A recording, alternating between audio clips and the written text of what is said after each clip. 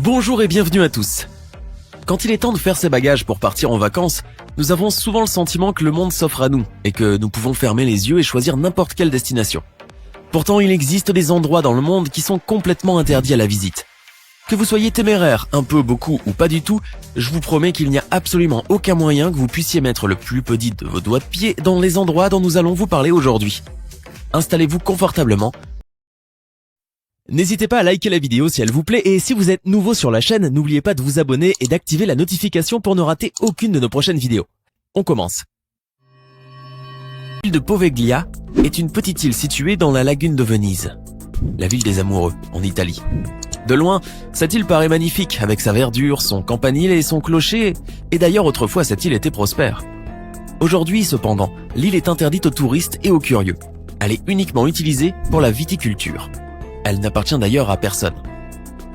Même les pêcheurs ne s'en approchent pas, de peur de voir remonter dans leur filet des ossements humains. Oui, car l'île de Poveglia a une histoire terrible. L'île a été utilisée comme sépulture pour tous les cadavres et les malades de la peste de l'époque de la Renaissance. Ce sont plus de 160 000 personnes qui furent enterrées là ou brûlées sur l'île. En plus du cimetière, il existe un hôpital psychiatrique abandonné qui a été construit à l'époque contemporaine. Hantée par son passé sordide, l'île fait aujourd'hui peur pour ces mêmes raisons. Le plus effrayant est qu'à l'époque, la peste était tellement répandue que la folie a gagné certains habitants aux alentours. Ces derniers guettaient le moindre symptôme de la peste et n'hésitaient pas à renvoyer quiconque présentant des signes de la maladie à l'île Poveglia. Sans pitié, ils arrachaient les personnes à leur famille afin de les isoler dans l'île et les brûler vifs s'ils se révélaient porteurs de la maladie. Même les enfants n'étaient pas épargnés. Il n'est pas surprenant qu'aujourd'hui, personne ne veuille s'en approcher. Si vous êtes un fan invétéré de paranormal, alors cet endroit va vous fasciner. Il s'agit de la zone 51 aux États-Unis. C'est une base militaire ultra secrète qui procède à des expérimentations militaires classées confidentielles. Cette zone, à la forme rectangulaire de 155 km², ne figure dans aucune carte des États-Unis. Et même Google Maps s'amuse à afficher cette zone avec une tête d'extraterrestre. Alors, qu'est-ce qui se cache réellement derrière cette zone ? Le mystère est d'autant plus persistant que la zone 51 est sous haute surveillance. Interdite d'accès à moins de 40 km, entre les caméras, les barrières, les panneaux, les gardes et les détecteurs de présence, il est impossible de passer inaperçu, encore moins d'y accéder sans que les gardes ne puissent intervenir. Son espace aérien est également surveillé grâce à des radars qui, au moindre signalement, lancent une alerte aux hélicoptères de combat et aux chasseurs F-16. Quant aux employés de la zone 51, il leur est interdit de parler de la nature de leur travail sous peine d'emprisonnement. Pourquoi tant de mystères ? On l'ignore encore. C'est en Ukraine que l'on peut découvrir un village appelé autrefois Pripyat. Suite à la catastrophe nucléaire Tchernobyl survenue en 1986, le village a été déserté par ses habitants. Cette ville fantôme constitue en effet un vrai danger pour tout être vivant, particulièrement un être humain. La raison est liée bien sûr au niveau de radiation toujours très élevé qui, selon les spécialistes, constitue un danger pour toute vie. La ville fantôme est du coup inhabitée depuis 30 ans et même interdite d'accès. Cependant, il existe toujours des personnes vivant à proximité et quelques-unes qui osent parfois mettre les pieds dans cette zone interdite. Située dans l'archipel d'Hawaï, cette île interdite d'accès est un vrai paradis sauvage qui ferait le bonheur de n'importe quel voyageur. En 1863, l'île de Niihau a fait l'objet d'une vente qu'on va qualifier d'historique, puisque c'est ainsi qu'elle a pu préserver son exclusivité. En effet, le roi hawaïen de l'époque, Kamehameha, l'a vendue à des riches propriétaires de plantations, la famille Robinson. Depuis, ces derniers ont décidé d'en interdire l'accès aux touristes et les 130 Hawaïens qui y habitent ne payent ni taxes ni loyer. Ils n'ont cependant pas de téléphone, pas de route pavée, ni même de tuyauterie pour de l'eau courante. Ils se déplacent à vélo ou à cheval. Pratiquement tous les habitants de l'île travaillent pour la famille Robinson. Ils élèvent des moutons et des bovins et ils produisent également du charbon. Étant la propriété exclusive de la famille Robinson, l'île est interdite d'accès et n'accueille pas de visiteurs, sauf si ces derniers reçoivent une invitation d'un de ses habitants. Voici la bibliothèque la plus secrète du monde puisqu'elle regroupe les manuscrits religieux et documents confidentiels de tous les papes depuis le 8e siècle. Située au Saint-Siège au Vatican, ces documents confidentiels concernent également le gouvernement et les événements passés. Cependant, l'accès à ces archives est strictement limité aux papes et leur curie. C'est en 1612 que les archives secrètes du Vatican ont été officiellement créées par Paul V. Institution distincte de la Bibliothèque du Vatican, celle-ci regroupe plus d'1,5 million de documents sur 2000 ans d'histoire. Même si certains documents ont été dévoilés au grand public, comme par exemple le procès de Galilée, ou encore des lettres de Michel-Ange sur la construction de la basilique Saint-Pierre, les archives restent néanmoins interdites de consultation. Le cœur des archives secrètes est ce qu'on appelle en anglais le bunker. Il s'agit d'une cave souterraine qui, d'après les rumeurs qui circulent, rassemblerait des documents décrits comme très fragiles.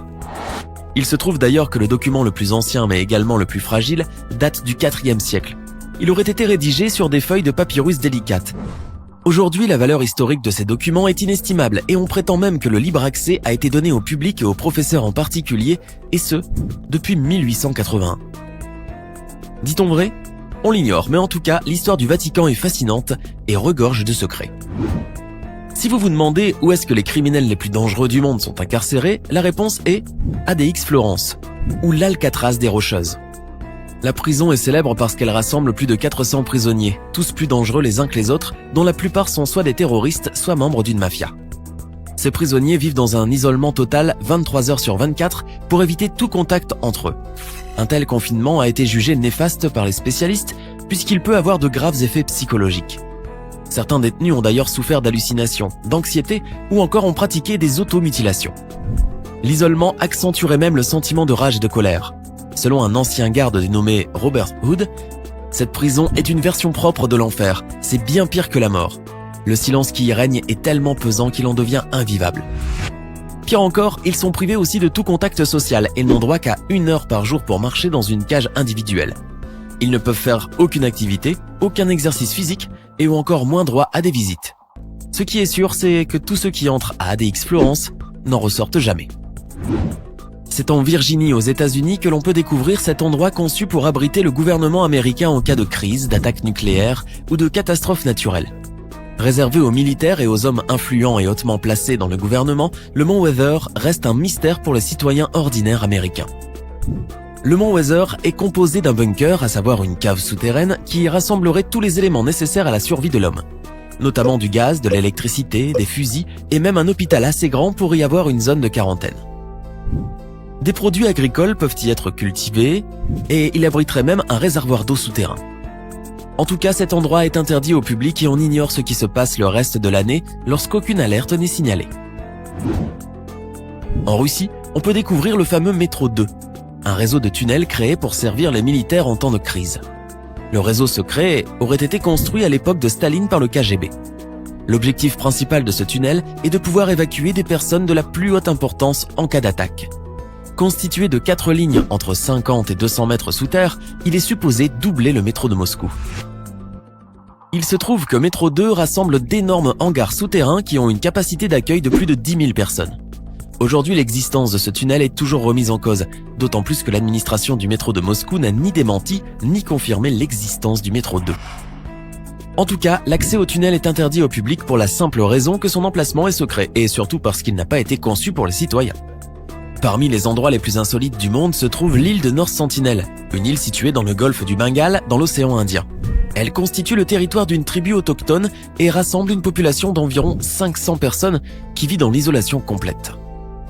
Considérée comme un territoire souverain et protégé par l'État indien, l'île est interdite d'accès depuis 2010, non seulement pour protéger la population des maladies, mais aussi parce que la tribu Sentinelle est particulièrement dangereuse. Très agressifs, leurs guerriers refusent tout contact avec le monde extérieur et protègent frénétiquement leur île en utilisant des flèches et surtout en n'hésitant pas à tuer tout individu s'approchant d'un peu trop près de l'île. Lors du seul contact qui a été réalisé et filmé avec les individus de l'île de North Sentinel, on leur a offert des noix de coco qu'ils ont acceptées. À l'exception de cette visite, toute autre tentative a été vouée à l'échec. D'ailleurs, les gardes-côtes indiens veillent à ce qu'aucun pêcheur, notamment les braconniers, ne s'approche trop de l'île. C'était le cas de 2 pêcheurs en 2006 qui ont trouvé la mort après s'être aventurés près de l'île, qui ont tout simplement été tués à coups de flèche par la tribu. Vous pensez que c'était il y a fort longtemps et que la situation a forcément évolué depuis ? Que nenni ! Voici John Shaw, ce missionnaire américain, âgé de 27 ans, a voulu se rendre fin 2018 sur la fameuse île interdite d'accès de North Sentinel et s'est fait manifestement tuer par les autochtones.